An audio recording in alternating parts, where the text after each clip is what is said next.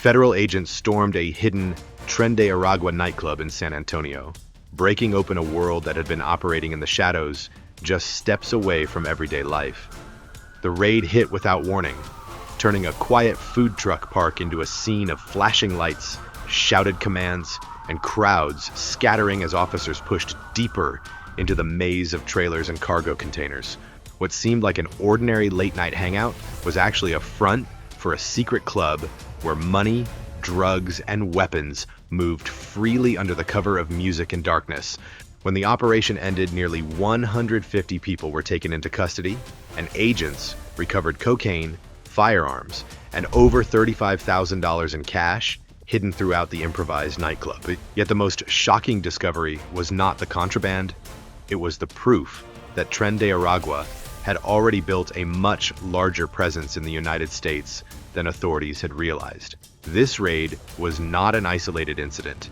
It was the first crack in a nationwide network stretching far beyond Texas. What began in San Antonio would soon lead federal agents to apartment takeovers in Chicago and organized theft crews in Florida, revealing a gang spreading quickly and quietly across the country. For more unfolding investigations and frontline reports, subscribe to Military Power. In the early hours before dawn, the street outside the food truck park on San Pedro Avenue seemed calm. There were no flashing lights, no sound of helicopters, and no warning. But at exactly 3 a.m., that silence was broken.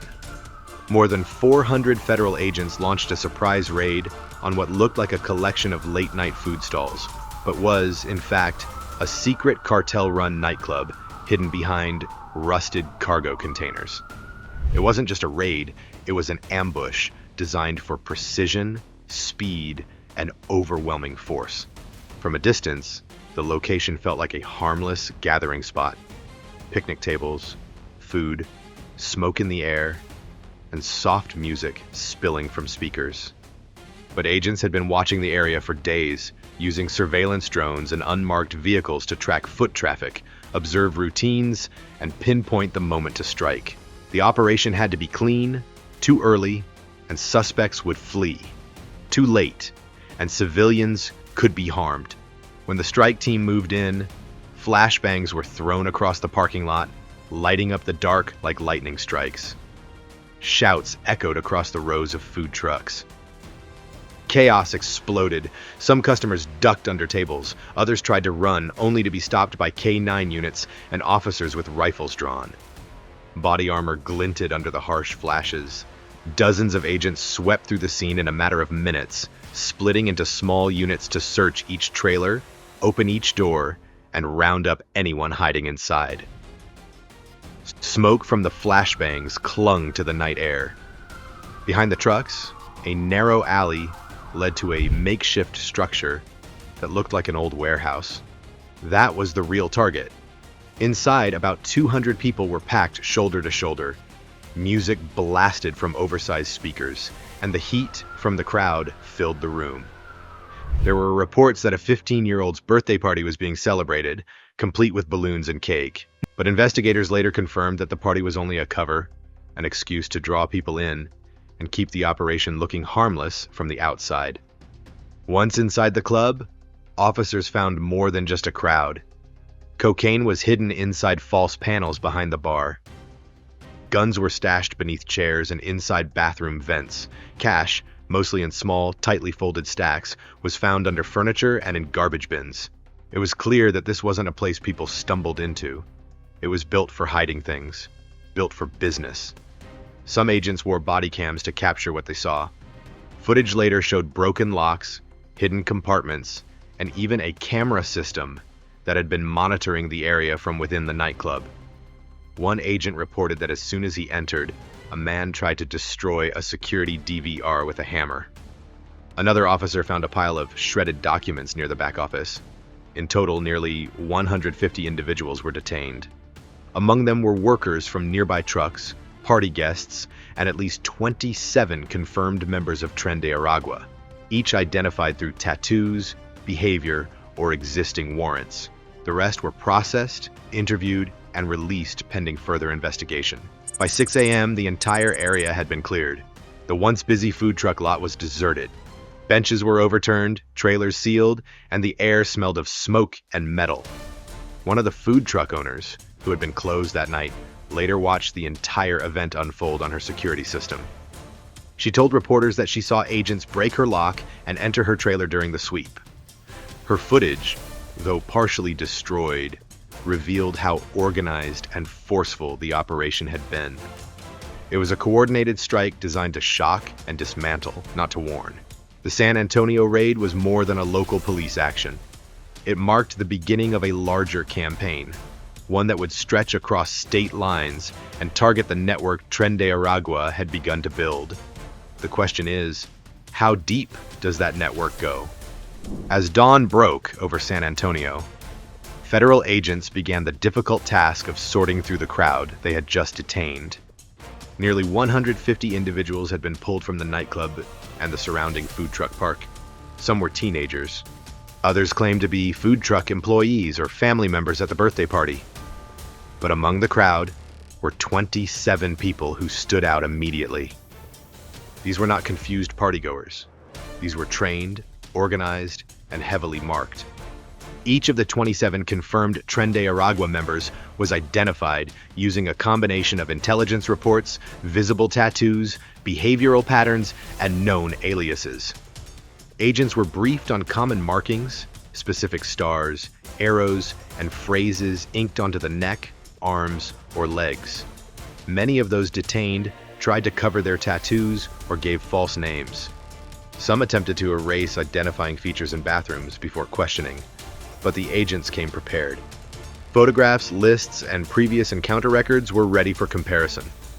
Inside temporary holding zones, individuals were separated and questioned.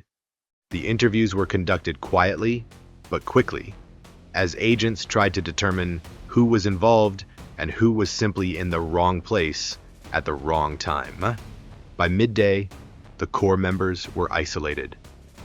These were people with histories, prior deportations, previous gang arrests, and links to crimes in Venezuela, Colombia, and even cities like Chicago and Miami. One man was found to be on a federal watch list. Another had been previously deported twice, but had re-entered through the southern border just months earlier. The remaining detainees were harder to categorize. Many had no documents. Some gave inconsistent stories. A few were minors, frightened and silent. ICE agents worked alongside FBI officials to verify fingerprints and match statements against available databases. In several cases, language barriers complicated the process. Interpreters were brought in, and the work moved slowly. The priority was to be thorough. Mistakes in identification could lead to legal challenges, community backlash, or worse, the release of an actual gang member. By the afternoon, it became clear that not everyone detained had committed a crime. Some had only been there to buy food. Others had come to celebrate a birthday with family and found themselves caught in a federal sting. Local news outlets began to report the story. Civil rights organizations expressed concern over whether innocent people had been treated fairly. Interviews with released individuals revealed frustration and fear.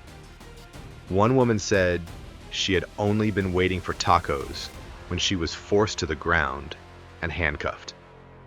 Federal officials later defended the raid, stating that in an operation of this size and urgency, some level of temporary overreach was inevitable. They emphasized that no one had been charged without evidence, and that all released individuals were treated with respect and care during processing. Still, the questions remained. Were enough precautions taken to avoid detaining the innocent? Could the core members have slipped away in the confusion? These are the kinds of questions that fuel public debate, especially when national security and immigration concerns collide. As the dust settled, 27 names were added to federal watch lists, and the Department of Homeland Security confirmed that this was just the beginning of what they called a tiered takedown strategy. The next targets were already in view. If this had been your neighborhood, would you have supported the raid or questioned the method? 3 days after the chaos in San Antonio, federal agents moved north. This time, their destination was Chicago, a city already known for gang activity. But this wasn't an ordinary street-level operation. It was a planned strike targeting a 5-story apartment building on South Shore Drive. According to intelligence, several floors had been quietly taken over by members of Tren de Aragua. It was not a temporary shelter. It was a base. The building stood on the corner of 75th Street, its brick walls cracked with age. From the outside, it looked abandoned. Inside, it was anything but. Neighbors had reported strange behavior, men in dark clothing entering in groups, heavy bags changing hands, and loud arguments echoing through the walls. Surveillance teams confirmed that several units were being used to store weapons, cash, and digital devices. At 2:30 a.m., more than 300 agents moved in. FBI teams worked alongside ICE, Homeland Security, and the Chicago Police Department. The street was sealed from both ends. Officers with ladders scaled the side walls, while others used bolt cutters and saws to breach gates and locked entries. Every doorway became a possible escape route. Every stairwell had to be secured.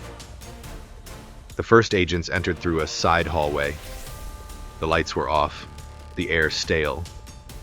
Garbage and old furniture lined the walls. Some doors were blocked with furniture, and others had steel bars drilled into the frame. Officers moved quickly, smashing through barriers with portable rams. One by one, the rooms were cleared. On the second floor, agents found a man trying to escape through a fire escape. He slipped and landed hard on the pavement. He screamed as officers closed in. In one apartment, agents found a room full of open laptops, prepaid phones, and routers. Another unit contained modified firearms, homemade silencers, and piles of ammunition. On the top floor, they found fake passports, IDs, and coded notebooks filled with names and payment logs. The evidence was overwhelming. That question leads us into the next chapter, where political silence and the fear of lost votes may have kept the system from stopping these crimes sooner. 2 had active warrants in other states. One was flagged by Interpol for organized crime and assault charges. Another had a history of illegal weapons trafficking. Their capture removed several mid-level operatives from the gang's national network. But the raid was not without problems. In the confusion, several innocent residents were also detained. A young mother carrying her baby was pulled from her apartment by mistake. An elderly man with poor hearing did not understand what was happening until officers helped him outside. Though later released, these incidents raised concerns. Civil rights groups demanded accountability and an investigation into how the operation was conducted. By morning, the media had arrived. Images of suspects in handcuffs flashed across television screens. Talk shows debated whether the use of force was justified.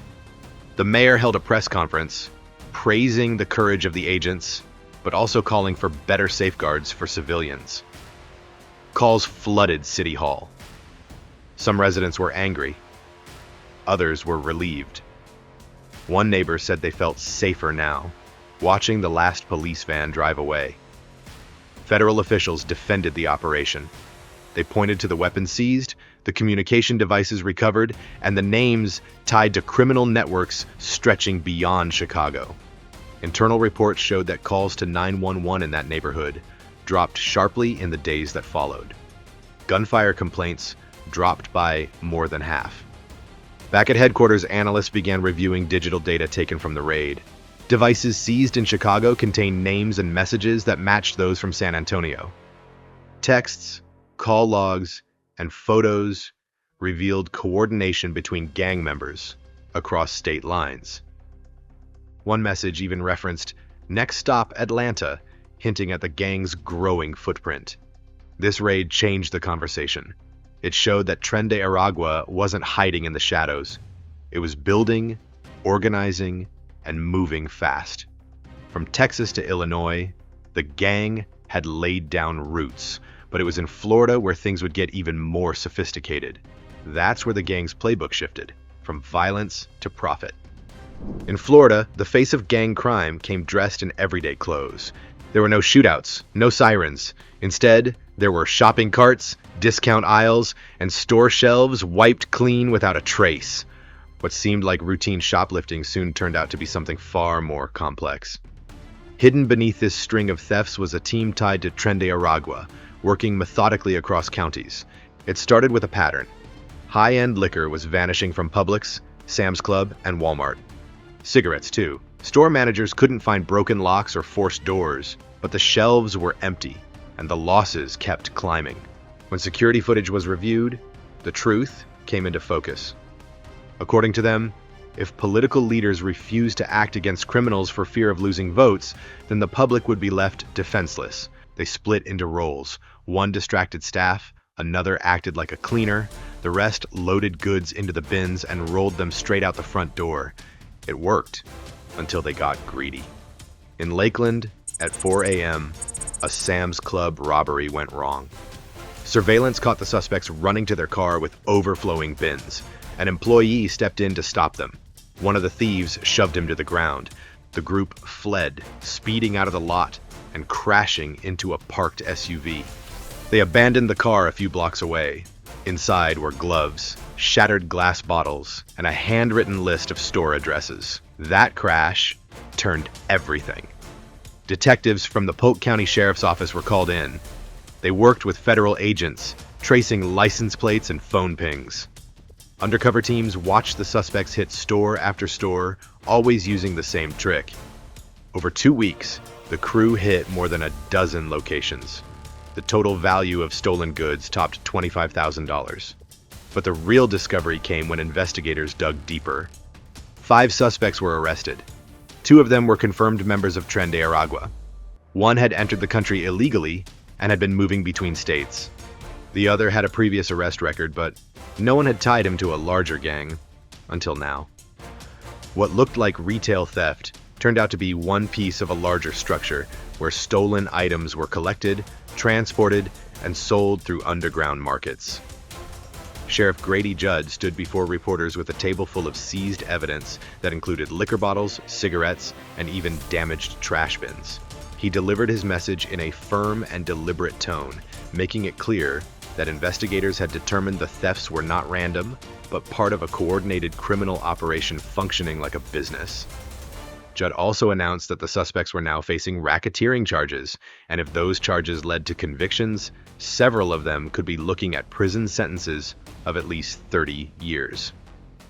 Footage from the arrests showed one suspect breaking down in tears as officers placed him in custody. According to Sheriff Judd's assessment, the suspect's reaction had nothing to do with remorse. He believed the outburst came from the realization that the period of easy profit and low-risk crime had come to an abrupt end. Phones taken from the suspects revealed even more. Text messages included street names, drop-off instructions, and payment records. One phone had a folder labeled Gold Spots, listing retail stores from Tampa to Miami. Some texts were written in slang code, making it clear that the crew knew what they were doing and how to avoid detection. Authorities believe there are more crews like this still out there. The methods are simple, but the coordination is not. Several states have now issued alerts to watch for similar operations. Retail companies are updating their loss prevention strategies. Managers have been told to look for anyone pushing trash bins near shelves with liquor, electronics, or cigarettes. What set this case apart was the shift in focus. Tren de Aragua wasn't just dealing drugs or running clubs. They were turning to profit-driven, low-risk crimes. Theft became a business strategy. It was faster, safer, and still fed money back into the gang's network. The Florida crew didn't carry guns. They carried shopping lists. But the investigation didn't stop there. Digital trails led back to contacts in Texas and Chicago. Some of the same names appeared again, linked by calls, texts, and money transfers. The deeper agents looked, the more they realized that this wasn't just theft, it was strategy. Organized, planned, and expanding. And somewhere, buried in seized phones and coded notebooks, were the next locations they planned to hit. Tren de Aragua was no longer a rumor whispered between detectives. It had become a real threat, with its fingerprints spread across states. From the nightclub raid in Texas to the apartment takedown in Chicago, and the retail theft ring in Florida, the pattern was impossible to ignore. This gang was not hiding anymore. It was expanding. Agents tracking the gang's movements noticed a shift.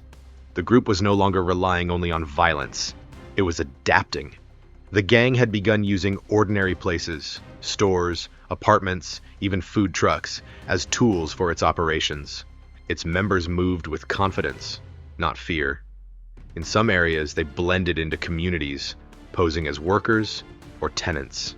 In others, they moved in groups, taking over entire buildings. Texas, Illinois, and Florida were only the beginning. Intelligence reports showed connections to operations in Georgia, North Carolina, and parts of the Northeast. Each region had a different role. Some focused on drug transport, others handled stolen goods. A few were used for recruiting new members. Together they formed a system, small pieces building something much larger. One of the gang's key advantages was mobility. Members often entered the country through the southern border, sometimes blending in with migrant groups. They moved between cities using false identities and unregistered vehicles.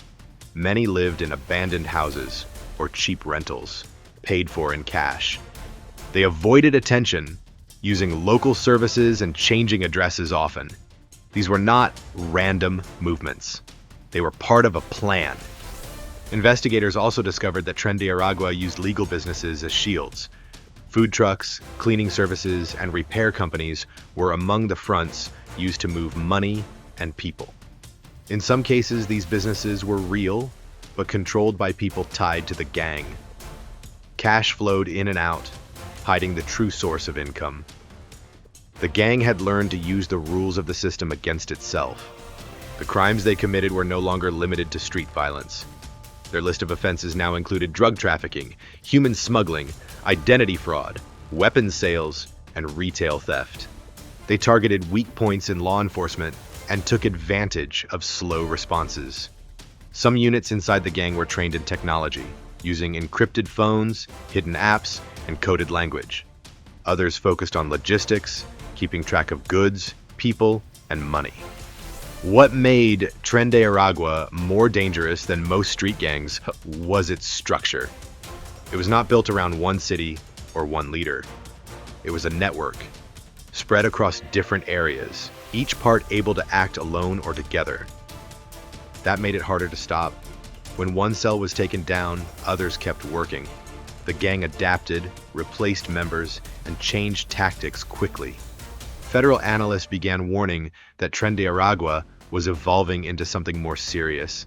They called it a new kind of cartel, one that used flexibility, speed, and stealth instead of firepower alone. It was smaller than the cartels of Mexico, but just as smart. Its goal was not just money. It was influence, control without visibility.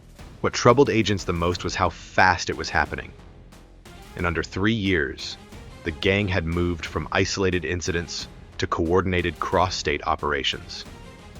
It was growing through chaos, using America's own size and systems as cover.